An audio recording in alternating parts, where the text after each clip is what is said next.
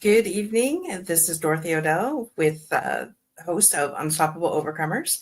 And today I just have the distinct pleasure. It's funny how things work. If you've ever been introduced to serendipity or anything like that, or when things are supposed to happen, they definitely will happen. And today I have the distinct pleasure of having Joe Sperle on our show today. I hope I didn't mess that up too much, Joe. Sperle, sorry. I was practicing. For those of you that this is your first time meeting Joe, he has trailblazed and started 4 professional minor league baseball teams, creating and overseeing all businesses, stadiums, and baseball operations, and signed and paid and coached over 200 talented, overlooked college players to their first professional baseball contract with the Freedom Pro Baseball League, playing at the state-of-the-art San Francisco Giants, Oakland A's, Seattle Mariners, San Diego Padres, Cleveland Indians, Cincinnati Reds, and Major League Spring Training stadiums in Phoenix. So, wow. And if that wasn't enough, there was a particular accident that happened a couple of years ago that has completely changed Joe's life. And that's why he reached out to me saying, hey, wait a minute, like I'm an overcomer. Can I come on your show and share his overcoming story? Just reading the rest of your bio, Joe, about losing parents at an early age, you've had a rough go. But I want people to really see the real Joe here. So in your words, how would you say life has been for you and a little bit of your overcoming story? Well, thank you, Dorothy, for having me on. And yeah, it's life for me of finding my mom passed, who was amazing, woman from Scotland and one of the first women to attempt to swim the English Channel and swam 16 miles of the 21-mile feet until it was too cold, and finding her passed, and then my dad having PTSD from World War II, and then his dad passing the same year from encephalitis, and his mom having tuberculosis. There's a lot of deaths and a lot of not normal functional families. So I would say life for me was like climbing Mount Everest with no shoes on. Wow. It really was. It was all of a sudden at age 11 I became on my own and then had a younger brother to raise. So I either had to learn sink or swim.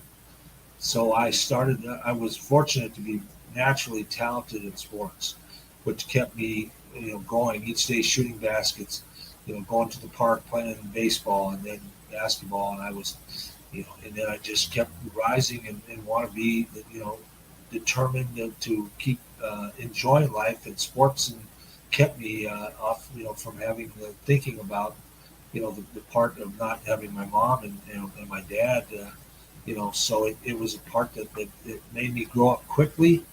And also I started to see where people weren't really, my dad's sisters were amazing. They were like stepmoms. But a lot of other people were kind of in their own world, and I'm like, okay. So then I just really worked hard in school, and then I just started, setting records in baseball and basketball and football, and just as my bio, and then just kept going and going. I had the passion of a professional baseball player, and I had a lot of deterring. I wasn't able to I would have been drafted out of Sacramento had my mom stayed alive. First round in my little league and all my teams before that, I was the first pick.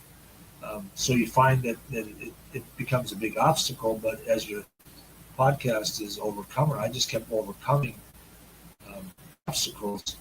And when people were really, even coaches, and just kept just enjoying life and to forget about all the losing my mother and my dad and all the things, I just kept excelling and enjoying.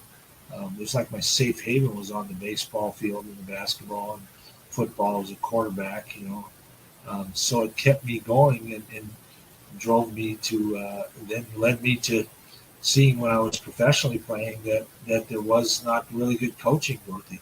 It was like, I had an act at age 11. I tell the story when the little league coach picked I got picked, and then he said, well, you're going to coach the first scrimmage. And I'm like, really? So I must have shown at an early age that I knew a lot. So I just pitched the first inning, caught the second, because I knew we were going to have to play.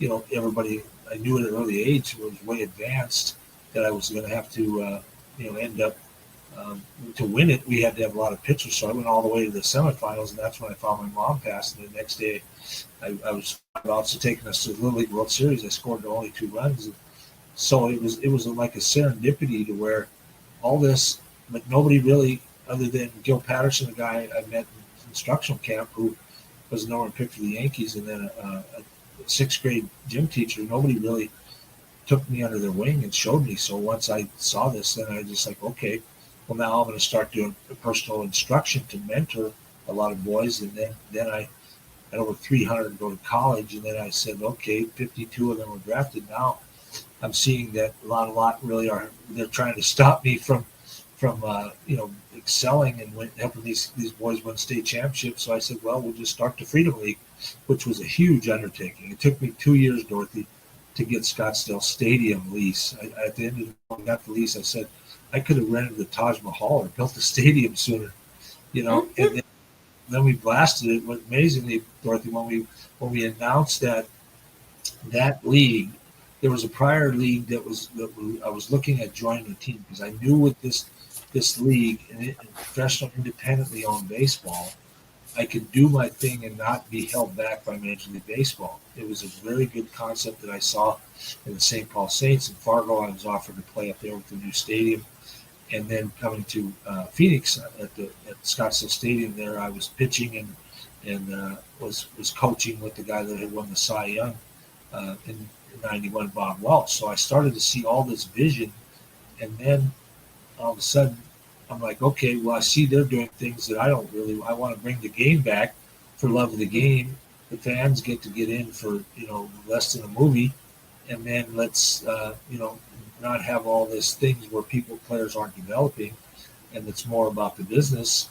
And then I had said I was going to get in this league, which formed the largest league called the North American League, which was really, Dorothy, they were taking advantage of men that wanted to buy a minor league team. You could $950,000, you buy the team, give us $60,000 down, go get your stadium, good luck.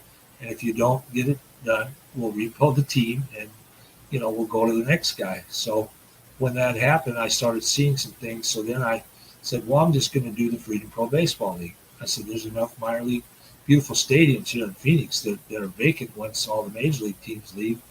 So I waited. And interestingly so, you're from Canada. The Edmonton Oilers owner had a team called the Edmonton Capitals that was in this North American League that won the league. And then he ran the team very well. He did it like a professional team should be done. It's Katz who started the medicine shop in Canada. There, he did very well, obviously with the Oilers, and then he loved baseball.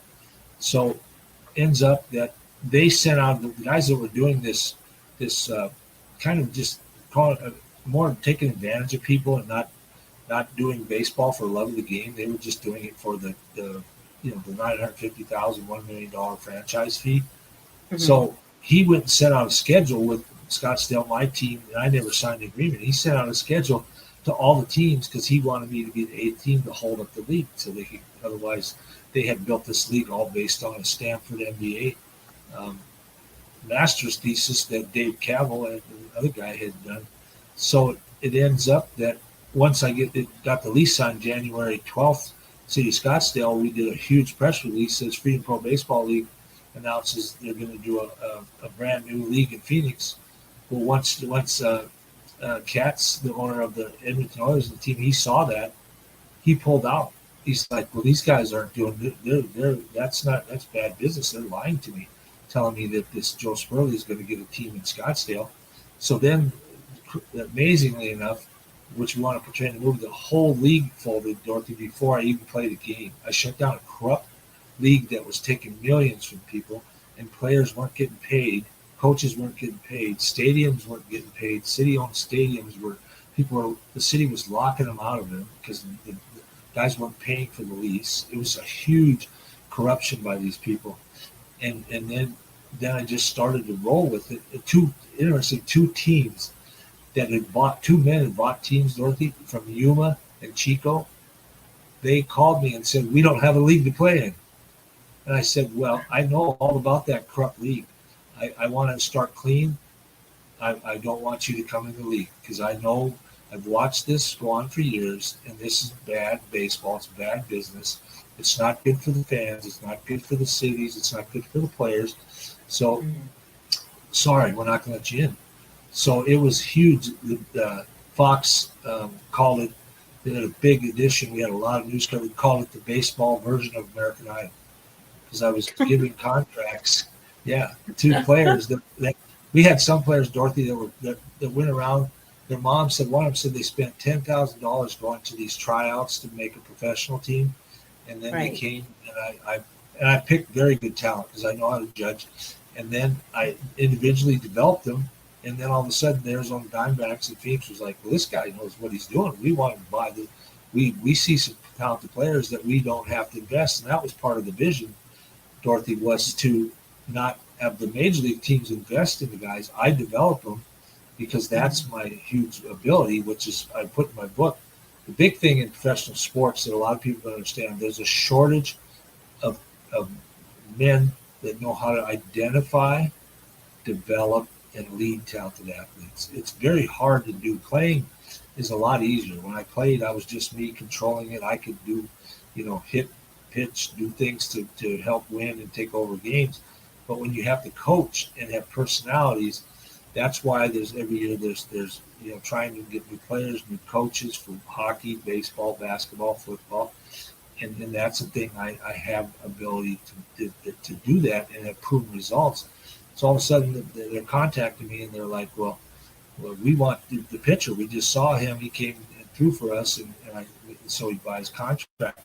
So we started to get all this national attention with this the baseball version of American Idol, which was the vision, Dorothy, coming from me playing all those years and not having good coaching and anybody really being a mentor and still going a long way.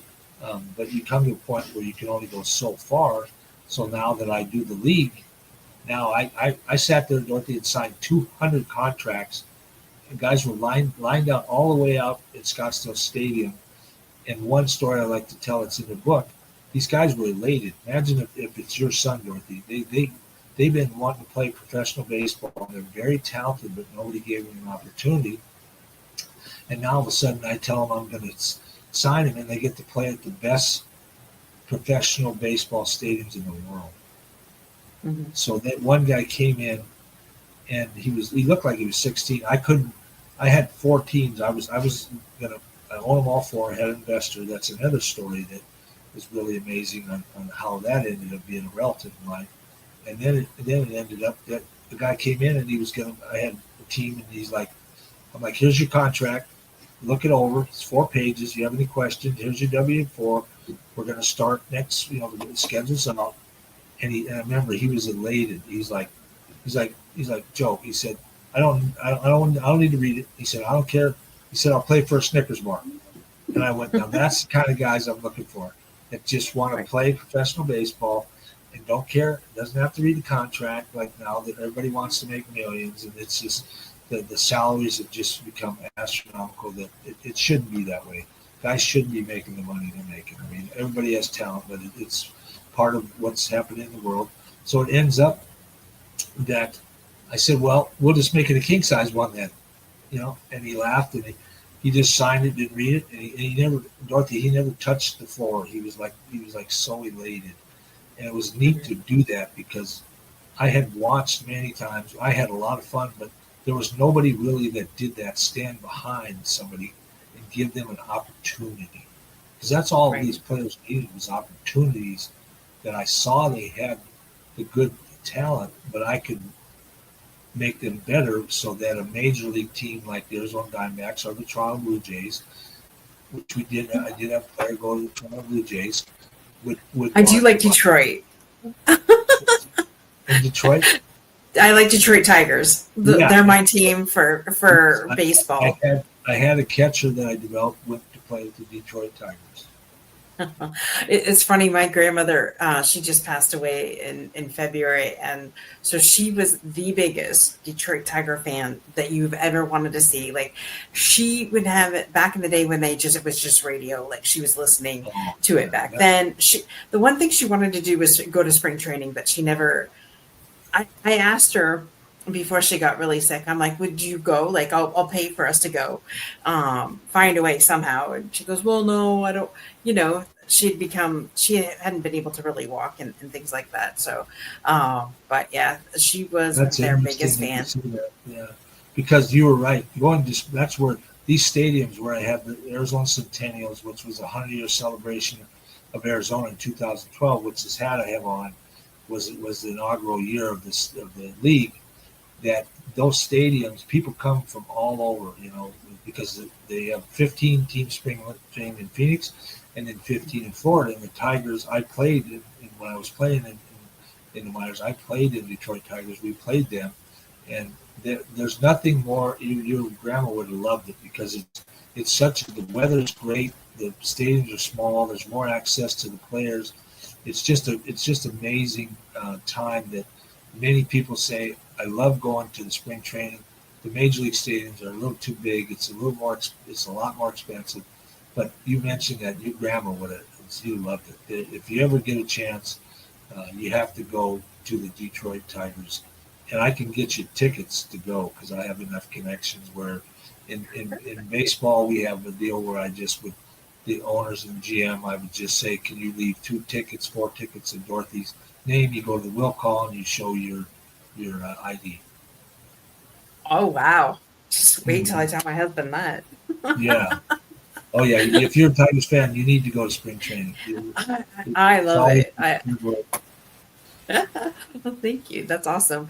So, are you?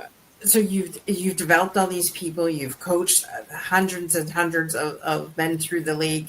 So what was next? Are you still training right now, well, or? what I did interesting so as part of the movie and curveballs, which I see you're doing the website joesperleprojects.org, the movie that been produced by Diana Wilson has wrote the pitch deck is that I wanted to continue with the league and advance it to 8 teams.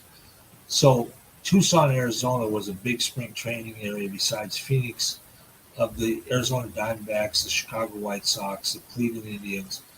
And so they ended up, the Diamondbacks and the White Sox got out of their lease and went to Phoenix because they didn't have to travel.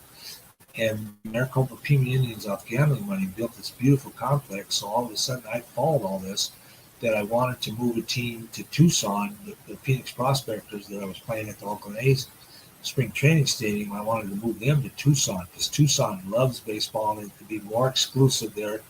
It's since the 40s they've had spring training there, and they have the University of Arizona, which is a big draw in Tucson, close to the border there, and ended up that I was excited, and I knew the team was leaving to go build a new stadium in El Paso to be the AAA minor league team of the San Diego Padres. So I followed it all, and I went to get the stadium, and I had it all part of the schedule, and then the prior team owners gave $75,000 to keep the stadium down there to use as a backup in case their stadium wasn't done built in El Paso. Well, I was following in El Paso by video. They had a camera, and I knew it was going to be ready, but it ended up they were dragging their feet.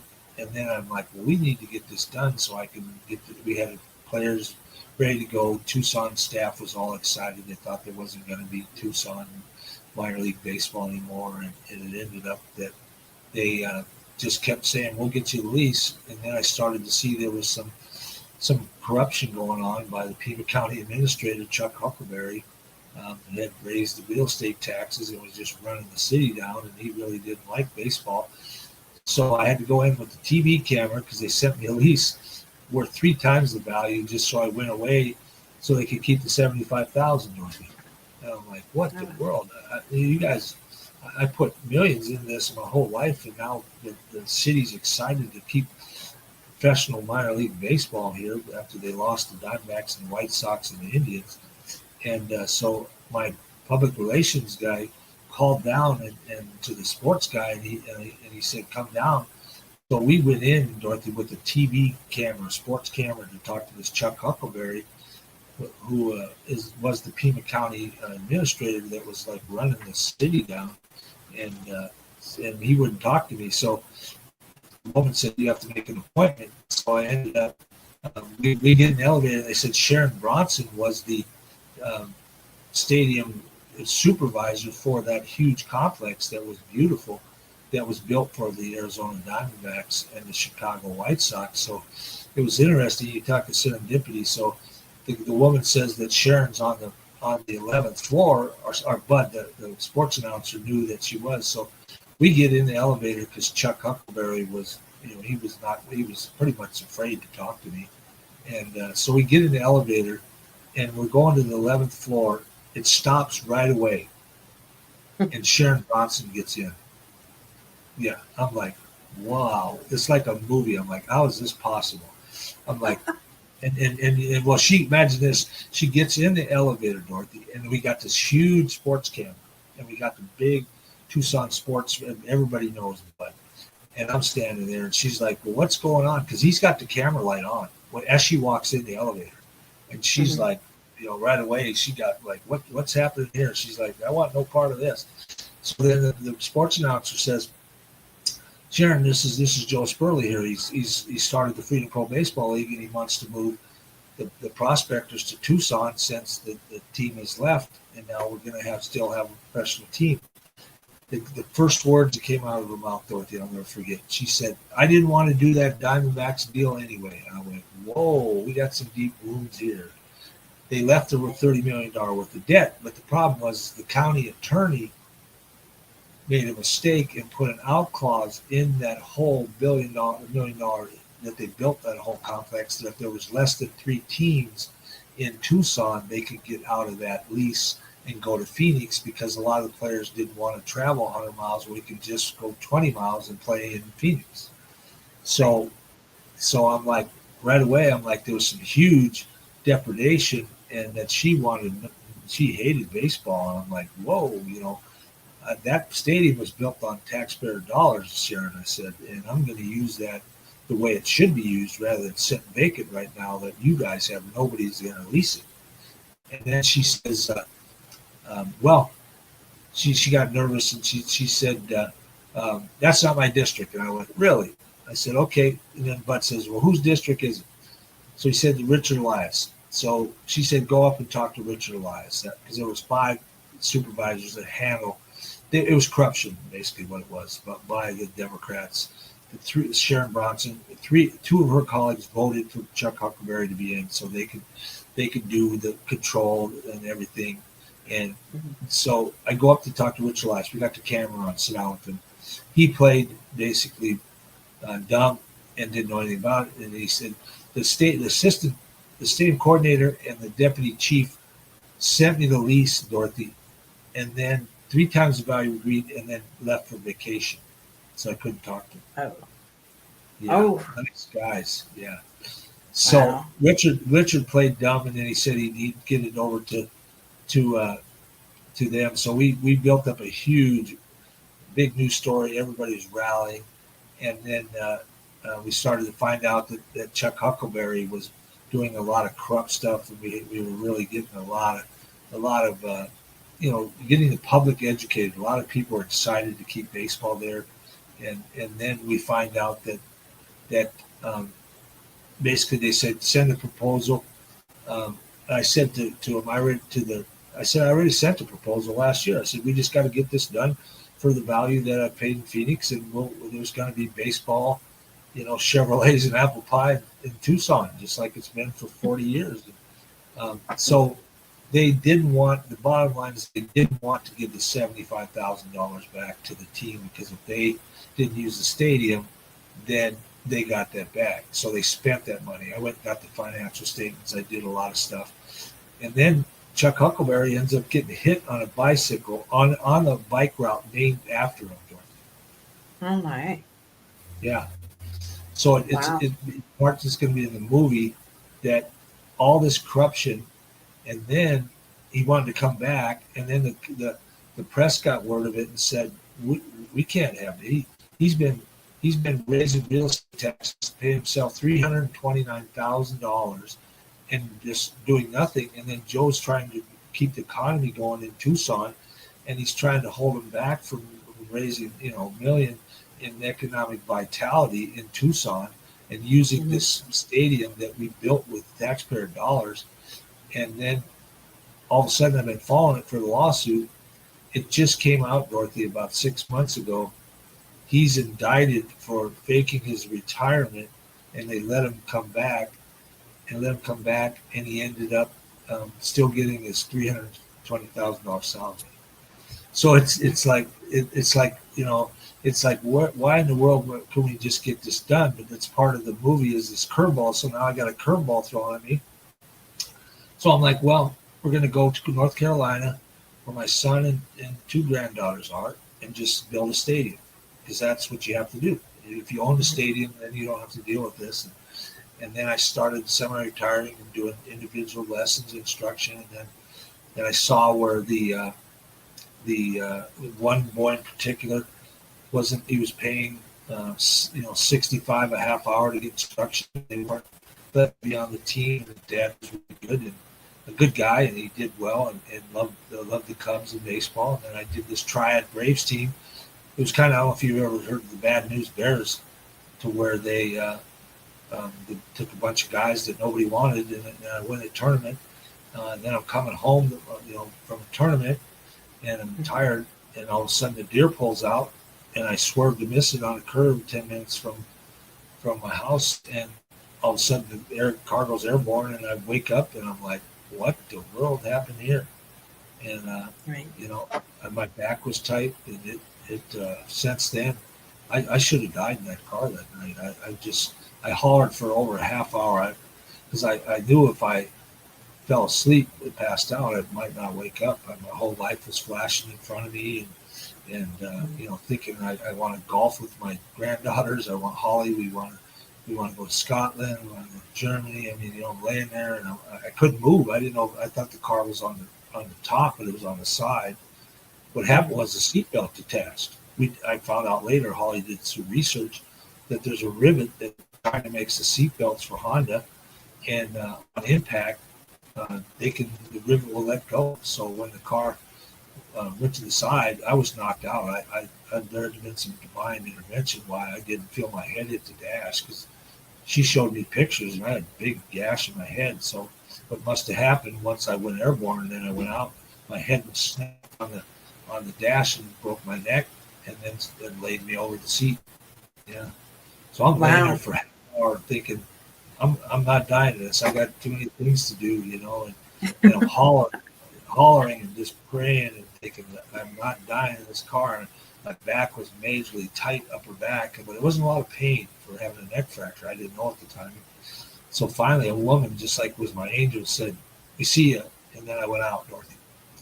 Then I went out and woke up like 2 days later with Holly next to me, and neurosurgery, and basically had fractured C5, C6 with the incomplete spinal cord injury.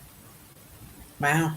And that was 2 years ago that happened. Yes, that was 2 years ago, and then was taken by the ambulance to Moses Cone, Greensboro Hospital in North Carolina, which was the closest to the place, and they didn't know how to help my injury, didn't document.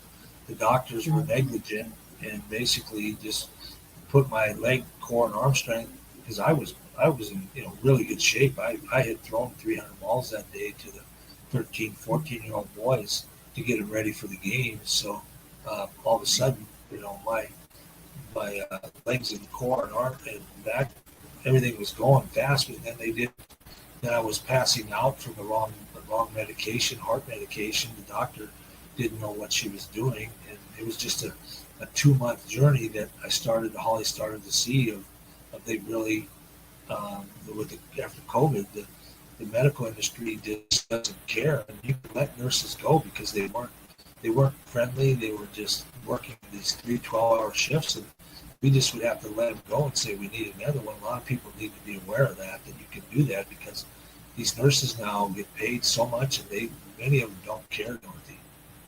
Mm-hmm. So, so that was 2 years ago, and so they Yeah. didn't think to move you, transfer to another hospital here in Canada. I'm asking that because here in Canada, like I live close to the border, the Detroit border, and major we have a hospital here, but the one for traumas and that is in London, Ontario. So it's like an hour and a half away from where I live. But they've set up. There's a couple of hospitals. So if one deals with like head traumas and cancer and things like that, and another one deals with other illnesses, whether that be heart and things like that. So I was just wondering, in your situation, was there another hospital that somebody could have transported you to?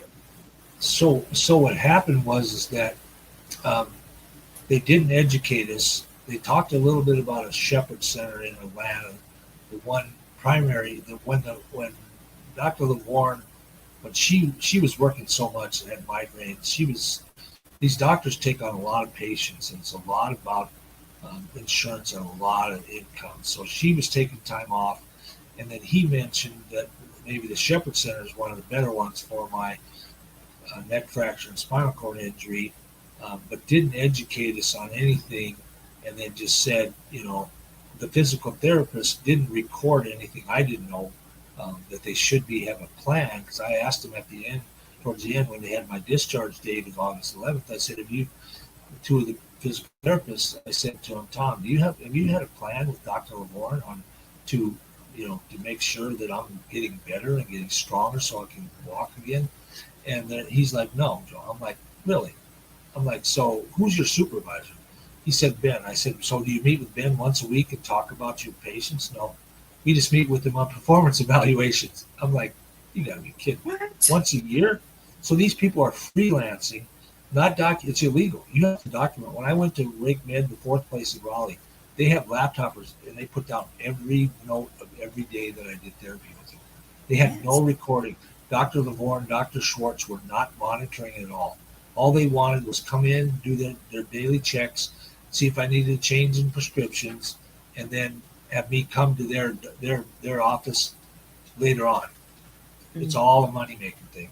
And so it ended up, then I get out of there, and they didn't tell me about my blood pressure was dropping. Well, she should have had me on Midodrine, because when I got home, the first time I got home, Dorothy, I got off the bed, and Holly thought I died.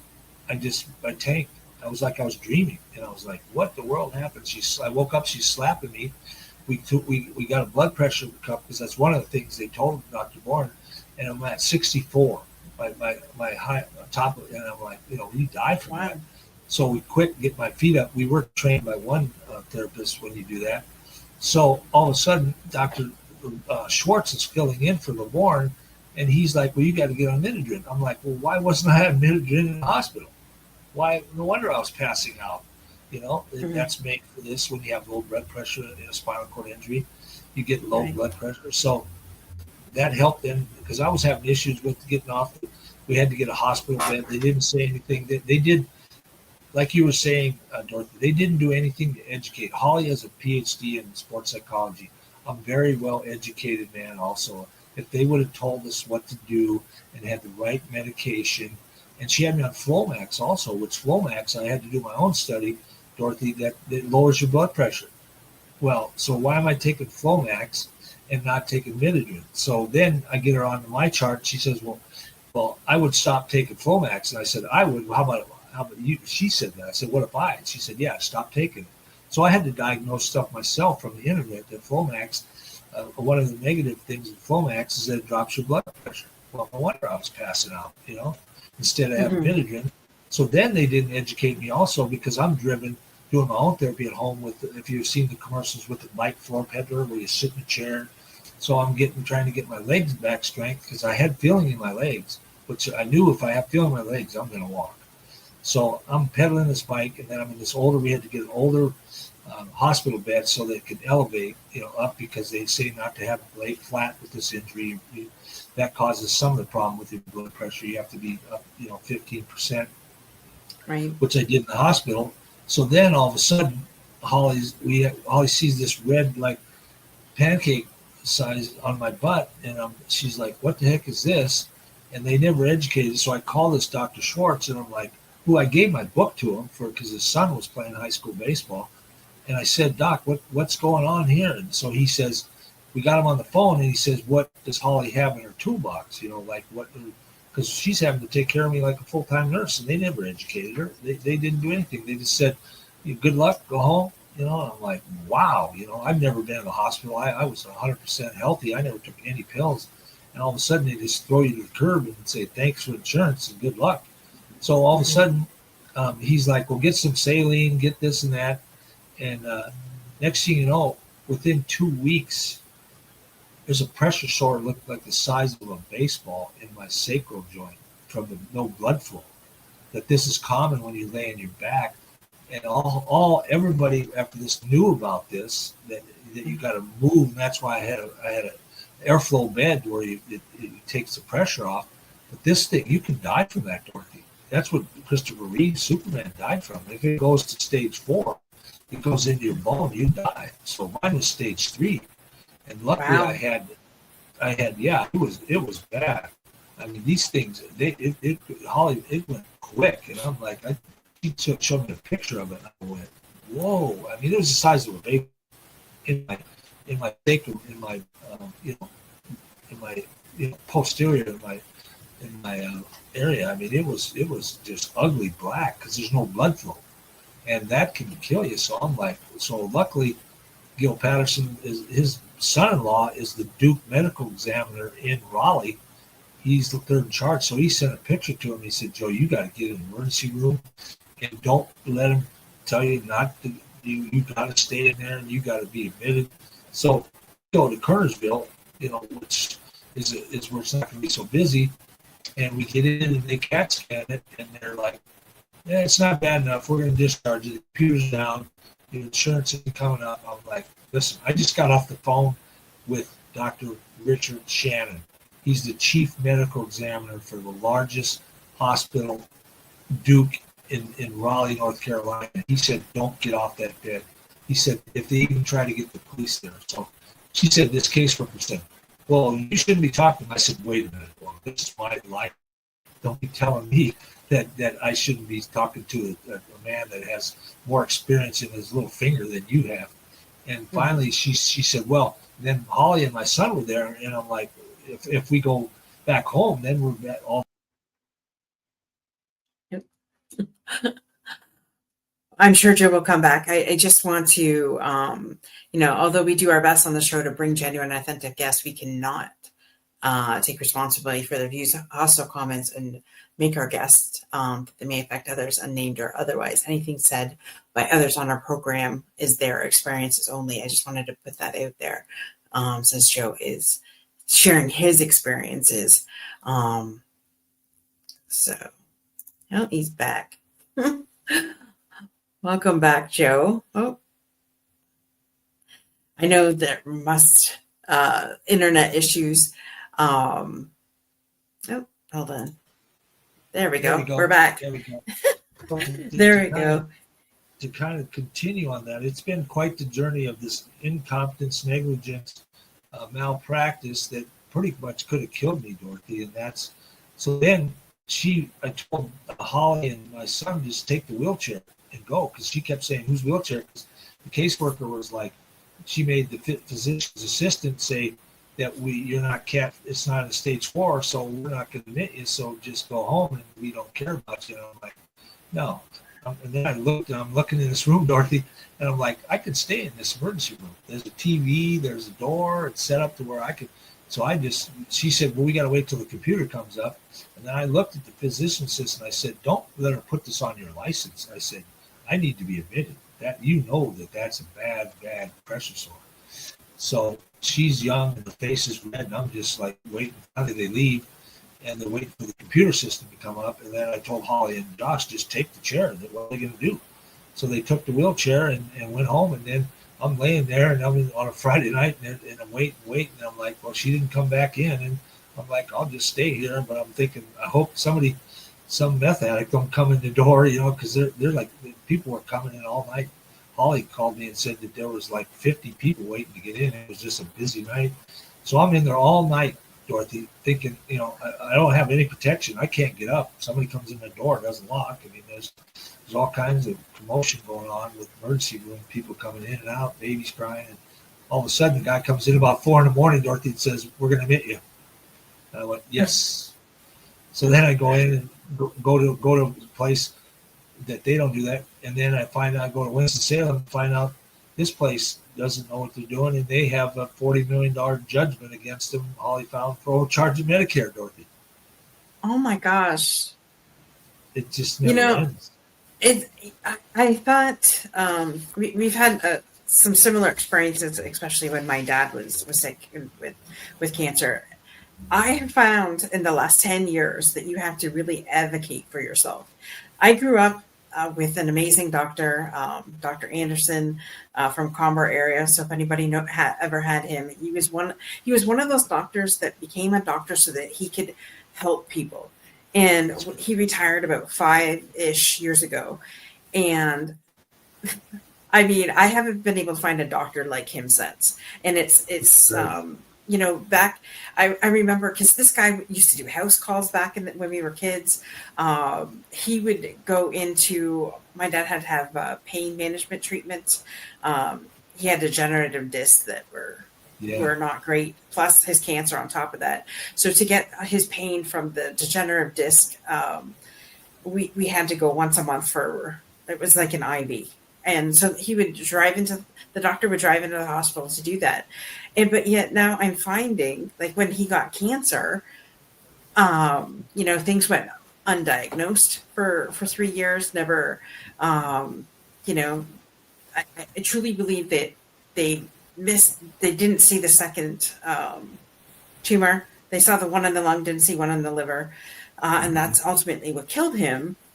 But I'm hearing a lot of these stories from other friends and family members and people like you, Joe, like when you reached out to me on my website and saying, hey, I have an overcoming story that needs to get out. And I think, at the end of the day, because I do know some amazing doctors, that it is a practice. And unfortunately, unless you do like a full body scan and, do it all the time, you're never going to know what's really going through your patient. You can say, okay, textbook says this, and then this is how it happens. But from what you're saying, that is clearly like they don't care. They're in it for the money.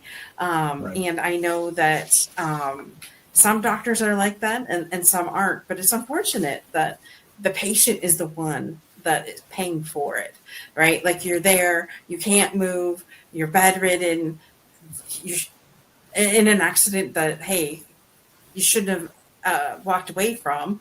But here you are 2 years later. And I'm asserting you're able to walk now. Yes. Yeah. Through tenacious physical exertion of just being, athletic and having muscle memory does come back. And the physical therapists, like Kelly and Jessica and Maddie and Nicole, these were very, very wise. They had good education. They really understood and got to know me and were able to help strengthen my legs, arm, and core, because that was the issue. That had I been in that place right away, which I told them, because I ended up going to Atlanta after that, to the Shepherd Center, and they didn't treat me because I had the pressure sore. And James Shepherd, the grandson, he got me in because it's hard to get in because of the Los Angeles Dodgers general manager and Dr. Rick Shannon, and then Bill Patterson wrote special letters to get me in. But once I got there, the Eagles were like, well, he's got a pressure sore, he shouldn't be here. And Jamie was so busy from taking over for his family. So then had I been at Raleigh Wake Med and with these 3 physical therapists and doing pool therapy and in the gym, I would have walked in 2 months. So one of the therapists said to me that for every 3 weeks, she had 30 years of experience. I had her one day. She was really talented. One of the only physical therapists and occupational therapists that they don't have two of those anymore. She said, Joe, her studies, what she's read, for every 3 weeks that you lay in a bed and not move, it takes 3 months, Dorothy, to build back muscle strength. And that's what happens with a lot of elderly people. And good thing I was enough to where I worked day and night. I would go an hour and a half to them, then I would go to, because we had to spend 300 nights in a hotel because they would only do 20 days in the hospital. That's another thing, the insurance, that my physical therapist and inpatient wanted 6 weeks, and then they gave me 20 days and said you got to go outpatient. Well, now, being that we're 3 hours away, we had to be in a hotel driving every day and spending 100, 150 a night, which was ridiculous how much we had to deplete the savings. And it was all kind of a plan set up to where this is what the medical industry does to you. They just take your insurance and deplete all your money, and then they make their house payment and car payment, and good luck. But it was an incredible journey of every day going as hard as I could to build back my leg strength, my arm strength, my core strength, and just I'd sleep, and then I'd wake up one in the morning and I'd do my exercises in the hotel room with the weights. And I mean, huge determination to overcome so I could walk, plus not allowing this system to wanting to show people that you don't do this to people. You need to, if you're paid, and people, like you said about your dad, you need to have things to help people and help people overcome their injury or their cancer or their, whatever they have. And it seems since COVID and that it became a totally different, it was more of a business plan rather than caring. So I had to, right now, I do pool therapy every day, and we had to leave there because we couldn't. We've spent over $50,000 in a hotel, and Wow. imagine we couldn't pay for clothes, holidays. We've been on a journey that should have never happened because there should have been a place here if they were supervised at Nova and would have been, if I would have been aware, I could have gone to another place or made them aware to say, hey, you guys need to be doing things. So I, like you said, be an advocate for my care so that I can build leg, core, and arm strength back so I can walk again. Well, and that's what it does take. We have to put in the work too. Like you said, you were there doing your physical therapy and things like that, things that you knew that would build up your muscle. And a lot of people would just had taken the doctor's advice and then probably never been able to walk again.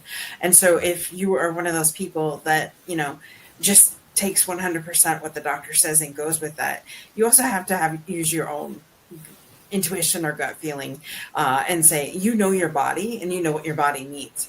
And so give what your body needs. And you knew that being an athlete kind of saved your life in a way because, with knowing what the strength training that you had to do to get your body in physical shape, the mental work, because I know sports and being an athlete is a lot of mental work as well. And just being in that position to say, wait a minute, I'm not going to follow 100%. Well, from what you're saying, there wasn't a whole lot the doctor did tell you to do. But with the grace of God and with your therapists and things like that, your physical therapist, you were able to get back to walking again. So that's great. And now that you've got a movie deal on the table with curveballs, it seems like your life has been nothing but curveballs. Yeah. And so, what's the next step for the movie? Well, where we're at now is we want to, be able to get the pitch deck's been done. We want to get it out there.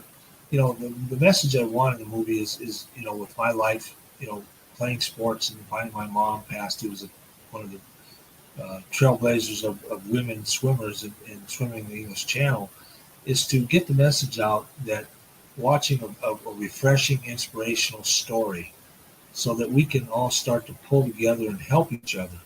I've like you mentioned earlier, I've helped over 300 individually trained in baseball, played in the top colleges in the world, and it seems to be that people forgot that when you do things for them, like the coaches, we've actually, besides hotel, we've spent over $200,000, and there's been some that have helped. We've had the Arizona Diamondbacks founder and the president now, and Nito Cobain is the president of High Point University, who's just voted the best run college in the world because he makes the students work and learn life skills rather than just get an education. He's pulling for me, so he's like, Joe, it's amazing what you went through. And when this guy talks, people donate. That's what I really.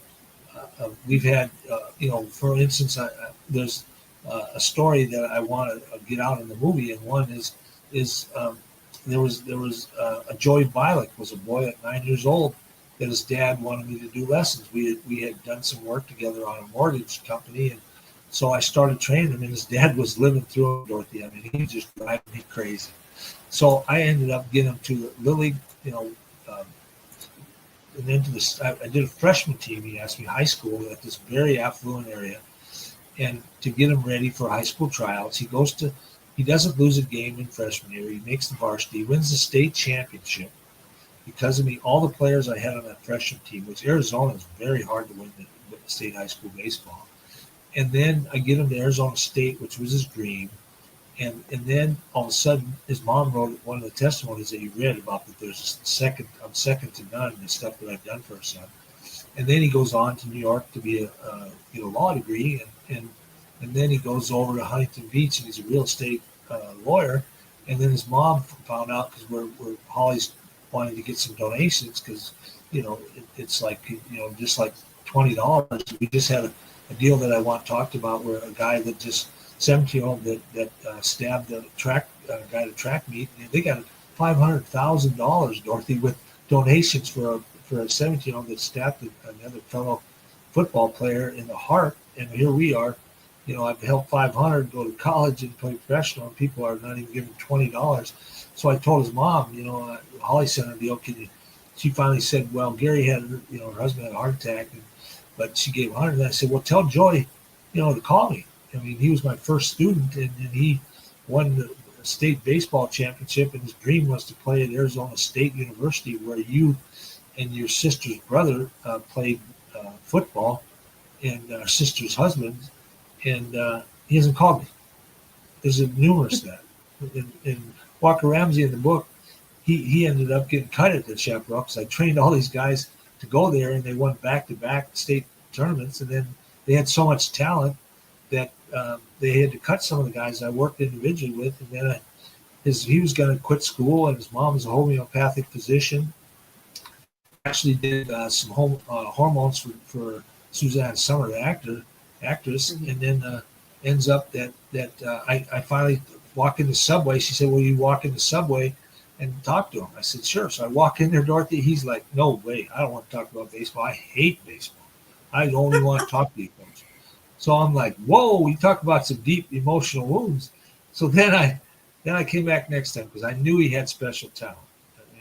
And I go in line, he's making subs after school, senior year, and he's like, "No, I'm done. I'm not talking anymore." I said, "Okay." So me being the determined guy I am, that's what got me through this to walk again. I go in there a third time, Dorothy, and I say, "Walker, take your break. Let's talk about this." So he sits down. I said, the head coach, I created a monster. Sorry. I couldn't teach you guys to lose. I couldn't teach Joey to lose. They won it back-to-back in 11, 12. In 12, Dylan Cousins hit a walk-off homer at the Dodger Stadium, and I trained him since he was 10. And he's like, mm-hmm. "Yeah, I know. You trained all these guys, and the coach has got all this talent." He said, "Then he cuts me." I said, "Well," I said, "he made a wrong decision, right?" He said, "Yeah, I did." I said, "So why do we want to let Sam Messina hold you back? Because you've told me since you were 5 you wanted to play professional baseball." I said, mm-hmm. "So let's not let him hold you back." I said, "Let's think about it. You think about it and let me know." He said, "Let me think about it." He left the break. A week later, he texted me. He said, "I'm ready." I went, wow. We went on the baseball field. We played catch. It was like he saw God. He was lit up like a Christmas tree. It all started coming back. I drew up a weekly program for him to throw, to build his strength back. I caught balls. I got him on a summer collegiate team playing at the beautiful stadiums that I rented later. And he ends up getting on his team. He strikes out 4 or 6 batters on the field. The umpire turns and looks at his mom and says, "Are you recording this? This guy's something." So we get him ready. I call the Paradise Valley Community College, where The pitching coach was the coach at where he was at high school, Dorothy, but left Right. because the coach had such a big head because he went back to back. They couldn't be around him anymore, so they left. They called me and said, Joe, you created a monster. I said, well, I can't teach him not to win. What do you want me to do? Like I said, he's just because I told the coach to retire because he after when they won at 12 at the Dodgers spring training stadium, beautiful. He said, Joe, what should I do? I said, retire. I said, you're done. You won it back to back. We don't because I knew he was getting a big head. I created a monster. So ends up that I call the guy and then the pitch coach. I'm like, Walker's ready. He got cut, and the pitch coach said, yeah, I remember Walker. He goes over there. He has a tryout. The head coach calls me, Dorothy, and says, Joe, that Walker is some pitcher. I said, I told you, Vic. He said, you know how many guys told me and called me they had this guy that was a good player? I said, well, I don't do that. I said, I wouldn't have called you. He goes on. There's an all-star MVP for the team. Utah Valley comes to him and says, we'll give you a full scholarship, $40,000 a year, to come to Utah Valley in Provo, Utah. I'm like, what a storybook. If I don't stop in there, Dorothy, on the third one, he goes to University of Arizona, never touches a baseball, gets it as $80,000 in student loans, and probably has bitter and drinks alcohol and never enjoys life. He flew around the country. Went to University of Southern California, which is the top college World Series to ever win. They've won 10 college World Series. He flies in there. They bring him out of the bullpen, and he gets the win. This was a boy almost to the date, 4 years before he was cut from high school, was going to end his life and quit school. And he goes back because it's so cold in Utah. Goes back to Utah. They fly to Sacramento, where I grew up. He starts the game against Sacramento State. He gets the win. He flies back home. They fly to Texas. They start him. He gets a win in Texas. He's flying around and staying in 5-star hotels. And he ends up getting a business management degree and had 4 years of college with zero debt. Wow. And the sad part about it is, it's in my book, is that now with this accident and many others, his mom is a homeopathic physician that does very well with hormones for people that have menopause and stuff. They haven't given one dime to the foundation. So you see the message, what I want to get out also? We have to, but see, the key word is allowing. I want this to get out because that's like using people. That shouldn't happen. And people think, well, Joel, I'm going to fly there. Pastor Darrell Dell said, Joe, when can you get here? Because I want you to talk in our Bible study. And I said, I'm about a month or two and I'll fly there, because he knows what I've done. So that's why this platform, that's enough of this stuff. You don't use people like that, Dorothy. I could go on and just tell you stuff that it's just similar stuff that people, a guy coaching AAA right now that I paid him to coach when he couldn't find a job. He's living at home in the summer with his dad, making $100,000 as the head coach for the St. Louis Cardinals minor league team. And he has called or checked on him. So you see, part of this movie is going to show that, and that I overcome it, and I'm going to enjoy life, and I'm still going to be happy. And that's why these people really, they're dream stealers.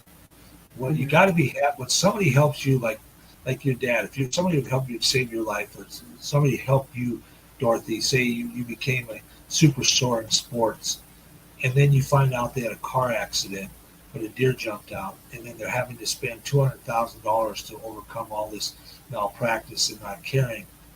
That people should say that we everybody's got $20, and just or even calling, like Jessica, my great physical therapist. I told her, she just went, wow. She said, well, people could at least call you.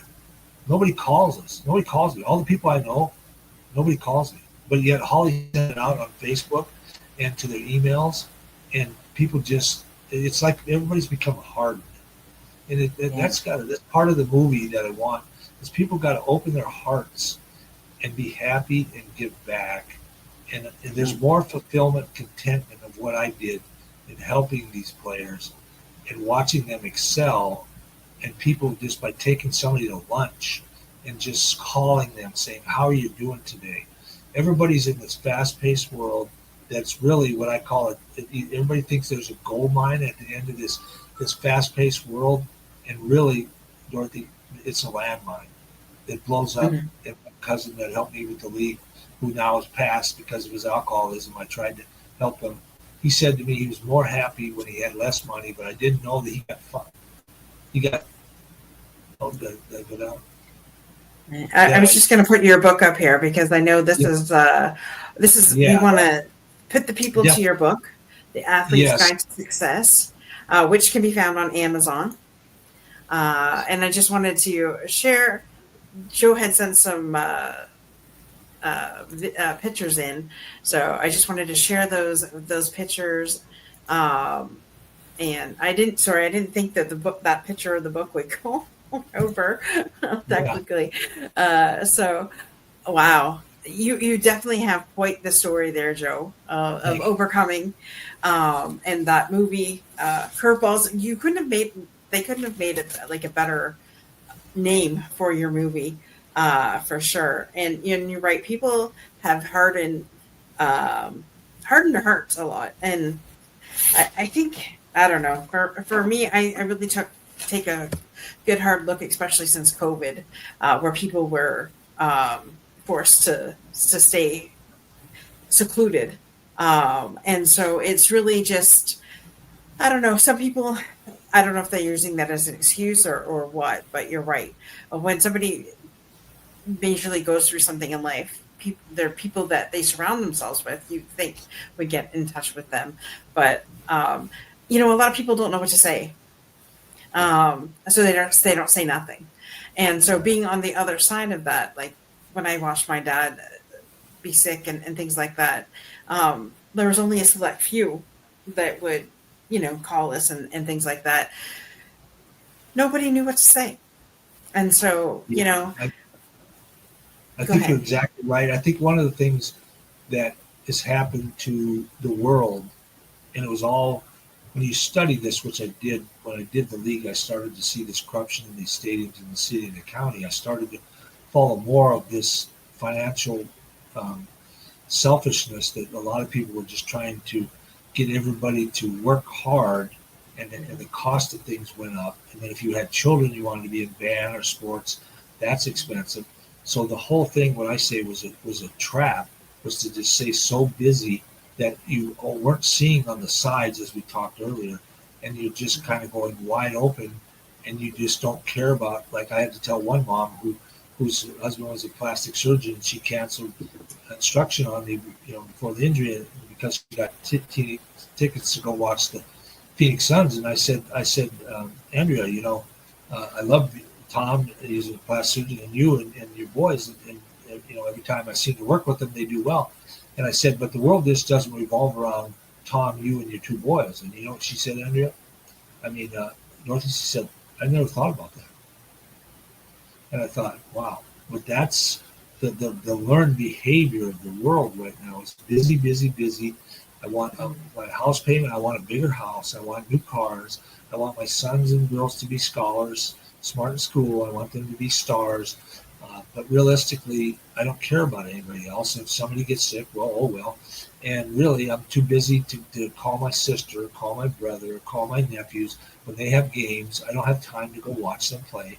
And when somebody dies, we don't have time to go to the funeral. Mm. And it's a part that I call it the learned behavior of the secular world that's taking everybody down this trap that think that, like I mentioned, my cousin Tim Gross, who passed by his $1 million pool when I was trying to save his life from alcoholism, and he was one of my investors. I didn't realize he got $5 million from the federal USDA that basically killed him because he just wanted to be the rich farmer. But it ends up being a very, very lonely world later, but you don't find that out until somebody usually gets sick in the family, and then, like in my case, and then nobody's there. I even had to tell my son to slow down because he wasn't doing a lot of things because his wife was more about her family and wanted things just busy, busy for the girls. So it's a thing that, like, my dad's sisters were still alive. They were like stepmoms. they would be all over. I mean, one of them was like when I first passed, when my mom passed, she'd go down. She lived 6 houses, and her younger son were like brothers. And then I call him to let him know, and he said he heard from his sister. She called him and said, "You hear about Joe's accident?" And you know what he said? He'll call me. He'll call me. And I went, if your mom was alive, she would slap you guys.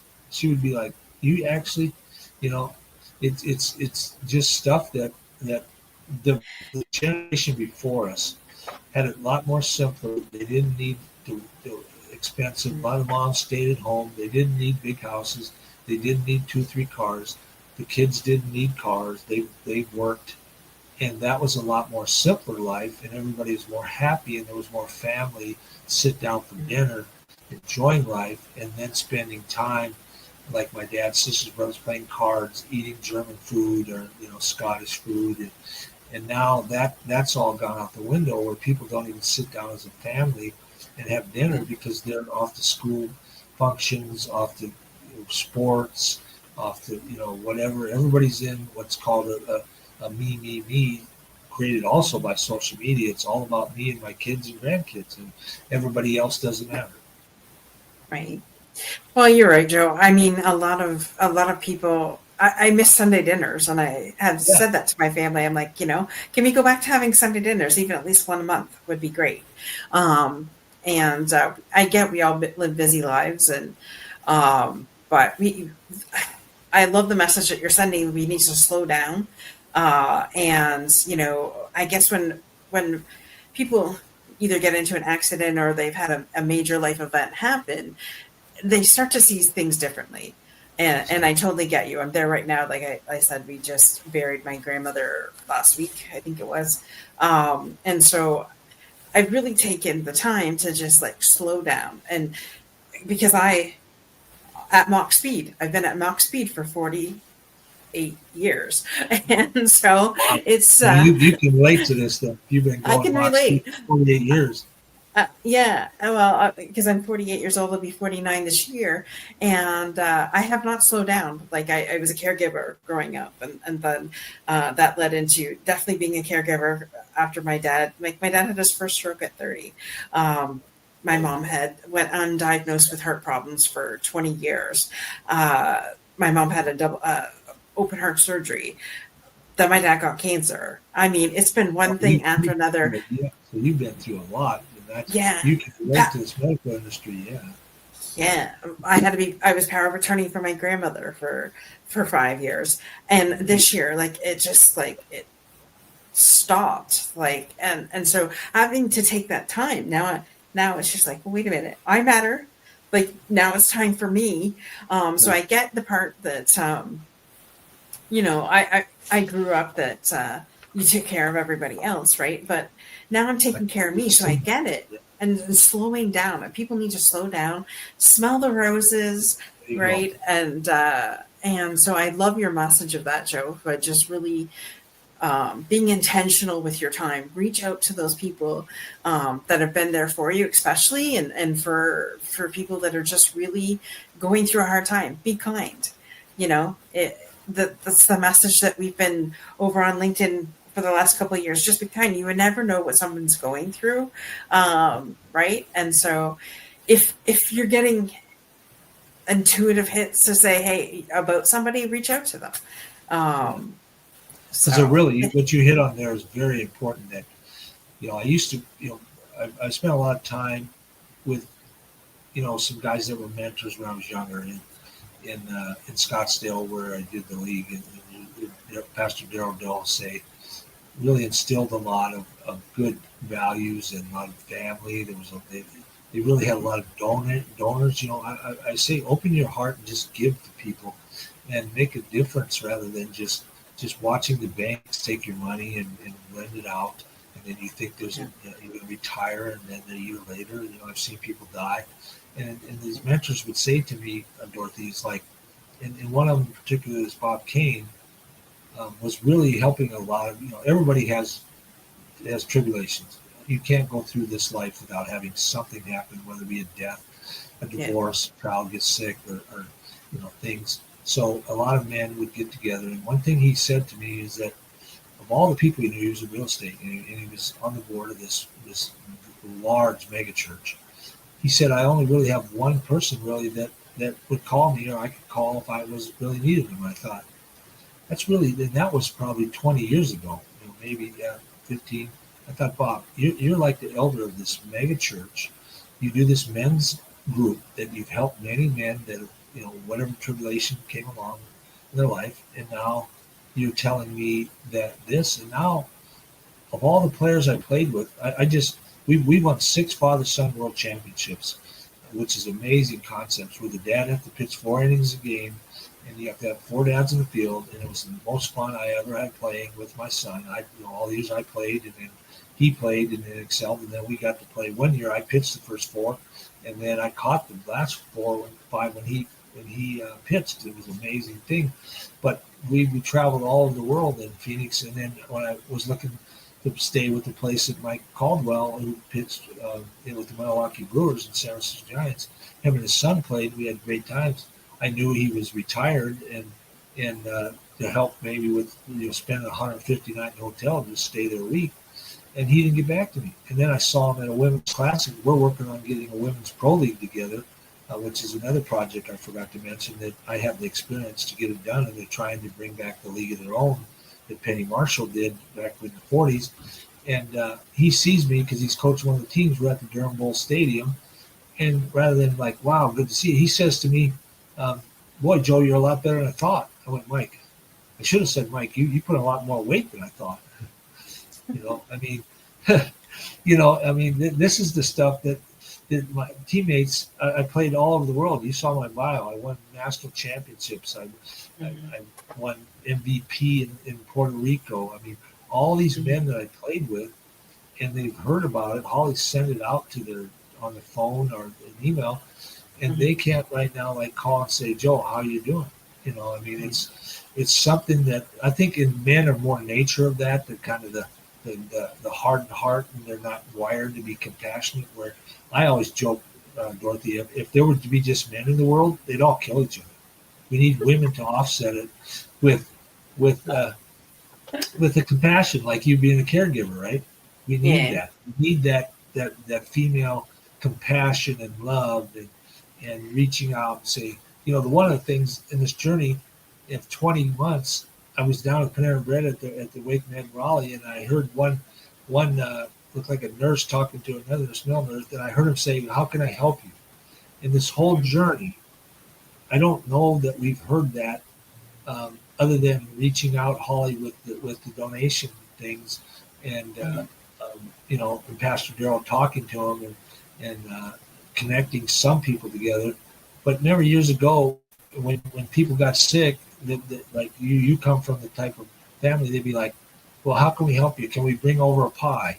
Can we help with the kids for a while? Can we take care of, or can I buy you lunch? Or they didn't have the donation boxes they have now that, somebody, because just even $20, like this guy was telling you about, that has 500,000 for of donations now to help him for legal battle of killing a fellow football player. It's the thing with people's heart, and when you do things like I shared the story with Walker and these others, and you shared the story of being a caregiver, people have to understand that what you did affected their lives, Dorothy. People will remember forever, and that's why I used to say to other men's group, I'm like, just call somebody to take them to lunch. What is it, $20 to take somebody to lunch? That person, a lot of people are lonely, Dorothy. They have nobody to call. Nobody calls them. Like right now, Holly's family doesn't call me. Even my son, I had him work on the car yesterday, but he's so busy. I'm like, Josh, we need some help.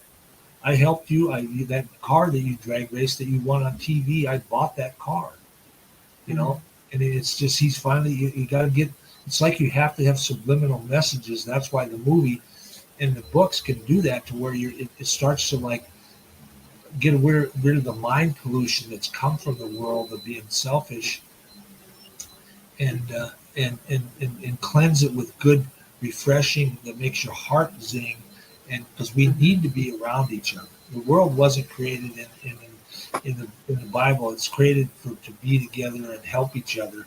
And that's why I've asked Pastor Darrell, whatever happened to now the scripture says it's through others. Well, if you're a pastor of 50 years, you know a lot of people. He knows that I've helped hundreds and people, even Santa Rosa fire victims. I raised $150,000 for the kids to get baseball equipment, and that Craig Garbo hasn't even given a dime. And how we can that's contagious, right? If we can start to do these things and people read and see the movie, I want people to walk out of the movie and say, wow, that was quite the story. That man did a lot on his own, set records, but then wasn't selfish and wasn't arrogant like a lot of athletes are, and just wanted money and wanted his fame. He used that ability to make a huge impact in people's lives that nobody really stood behind. Many of those boys I stood behind and became young men, their dads and moms would tell me, Dorothy, I wish I would have had you as a coach because I had a bad coach and I quit playing and I was really good. And that was part of the thing that I saw I had to fight through coaching, is that now I can be that one to make the difference. And we can do this with the movie and with this podcast, that we can go. I just found out Sean Hannity's son played tennis at Wake Forest here. It's half hour from here. The head coach at Wake Forest is one of the guys that gets it. He's donated. I helped 3 of their players get drafted by the Oakland A's and the Cincinnati Reds. And Sean, I think, if we can get this out there, he's going to pick this up, because it's time right now, like Diana said, the timing's right with the things starting to churn, with the new administration, with Donald Trump in, and all the new, with now the economy's now getting better, gas prices going down, cost of food's going down, cost of homes is going to go down. Now is a time when everybody can be happy and start to pull together like they did years ago to enjoy life and really each day look forward to where, we can connect back together instead of not calling people or texting. Like guys could just send a text after seeing this. Oh, Joe, I saw you. You were on Dorothy's Overcomer. I didn't really know, or I hadn't heard, but I'm really thinking about you. I mean, you know what that does? If you're now having to bury your grandmother, it sets things in perspective. If I would have died, a lot of people would have been at my funeral, but I would have never done what I'm doing now. The message would have been gone. And like I told Pastor Bill, why do we have to die before they write about you and then you're on TV? I would have had, like you saw my bio, there would have been a lot of big stories. Freedom Pro Baseball, only man to ever found the whole minor league, dies in car accident. It would have been a huge thing, but why do I have to die to get that out? And I think, in my belief, that's why God saved me. And Holly said it was a message to do the timings right, so that we can now use all these gifts and talents that He gave me, and that I worked hard and overcome, and put many hours in, and determination and perseverance of not letting people hold me back. Which I think the weekly show we're going to do is going to be the Dream Stealers, because a dream stealer really is a narcissist that really sneakily not helping you, and you think they're your friend, but really they have a disorder that they're going to really use your talents and not allow you to flourish. And we don't need people like that. Let's just do away with them. We want to. Everybody has gifts and talents, and that's what I want. Everybody has gifts and talents. We should all help each other use those gifts and talents to make a living and enjoy life and impact the world. Amen. Mic drop right there. Thank you so much, Joe. I know we're past the hour here, so I just want to say thank you so much for coming on, sharing your story. Let us know when Curveballs gets out there, how we can do, what we can do to help you there. Definitely go and get your book today. Let me just see if I can bring this back up. Sorry. Go over to Amazon. Get your book. Get your book today. Support Joe that way.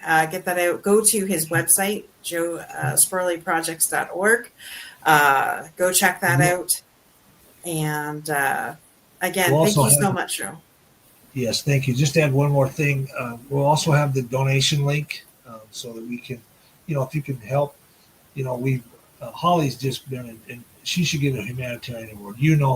Dorothy being a caregiver, if she wouldn't have been a former triathlete and a Division II basketball Final Four player, talented, it's a lot that goes into this, and that we can, have things where we don't, financially can be where depleted everything. And that's really when I look at this medical system, a lot of it's set up to take insurance and deplete when you get older, deplete your savings, go into retirement home, and then if nobody takes care of you, you just diminish and die. So that we can get the donation page on, it'll be on my joesperleprojects.org website, and continue to just watch for the movie. Will be more announcements, and my message is support each other and help each other, and let's all the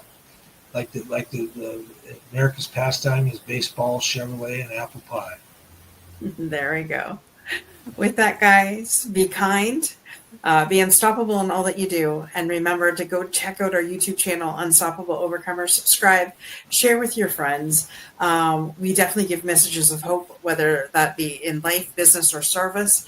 Go check us out. Let us know what your favorite show is, and if you have an overcoming story, write into the show at grahamdorothy408@gmail.com. We'd love to hear from you, and see you next week. Bye for now.